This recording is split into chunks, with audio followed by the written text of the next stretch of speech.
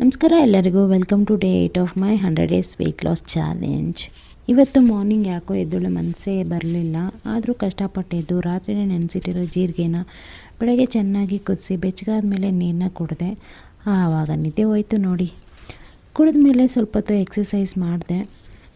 Exercise ಮಾಡಿದ್ರೆ ನನಗೊಂಥರ relaxation ಅನಿಸುತ್ತೆ. ಬ್ರೇಕ್ಫಾಸ್ಟ್ಗೆ 2 boiled ಎಗ್ಸ್ನ ತಿಂದೆ.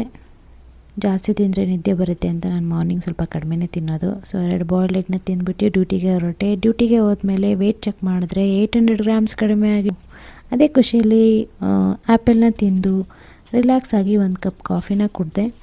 ಮಧ್ಯಾಹ್ನ ಊಟ ಮಾಡೋಷ್ಟೊತ್ತಿಗೆ ಲೇಟ್ ಆಗಿತ್ತು. ಊಟಕ್ಕೆ 2 ಇಡ್ಲಿ ಆ್ಯಂಡ್ ಸಾಂಬಾರು ಕುಕುಂಬರ್ ಸಲಾಡ್ನ ತಿಂದೆ. ಹೊಟ್ಟೆ ಫುಲ್ ಆಯಿತು. ಇನ್ನು ಡಿನ್ನರ್ಗೆ ಏನು ತಿನ್ನಲಿ ಅಂತ ಯೋಚನೆ ಮಾಡಿಕೊಂಡು 100 gram rice, 1 cup sambar, 1/2 cup curd ಮತ್ತು ಕಡಿಮೆ ಆಯಿಲ್ ಯೂಸ್ ಮಾಡಿ ಫಿಶ್ ಫ್ರೈನ ಮಾಡಿಕೊಂಡು ಕುಕುಂಬರ್ ಕ್ಯಾರೆಟ್ ಸಲಾಡ್ ಜೊತೆ ತಿಂದರೆ ಅನ್ನದಾತ ಸುಖೀಭವ ಅನ್ನಿಸ್ತು. Thank you. ಮತ್ತೆ ನಾಳೆ ಸಿಗೋಣ. ಬಾಯ್ ಬಾಯ್.